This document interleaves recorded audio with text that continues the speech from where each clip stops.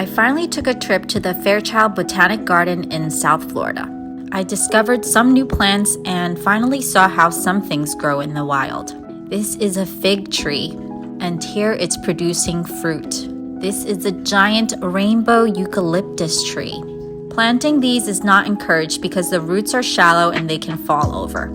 I think I have this plant or something that looks very similar, and this is enormous. This is a banana flower, and check out those bees pollinating the flower. And those are a bunch of bananas with a flower at the end. There are quite a lot of ponds in this garden. I also got to see how orchids grow in the wild. Here they just tie the orchid to this tree branch. I came across this really interesting looking orchid. I think the man-made rainforest is one of my favorite features in the garden. It was very serene and calming there. It felt magical with the mist coming down and the sun shining through.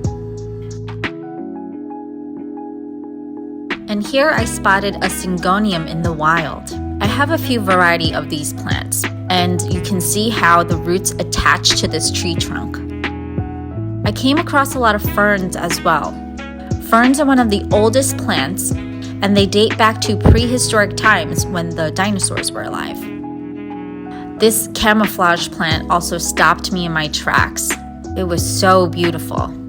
I think I might have this super mini version, but mine is dying, so it'll never get this big. One can dream. This looks very similar to my Philodendron gloriosum, and it's so beautiful and huge. There's a butterfly exhibit in the Botanic Garden, and I think it's a must-see if you're not afraid of butterflies. The butterflies are from other countries, and they have a hatchery here where you can watch the metamorphosis of the butterflies.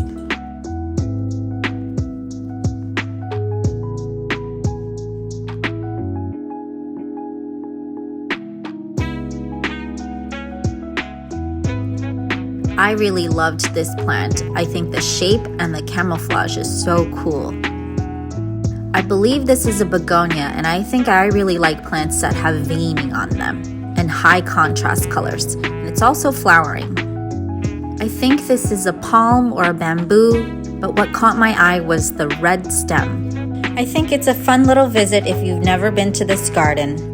I walked around the whole garden and it took me about 2 hours, but they also have a tram.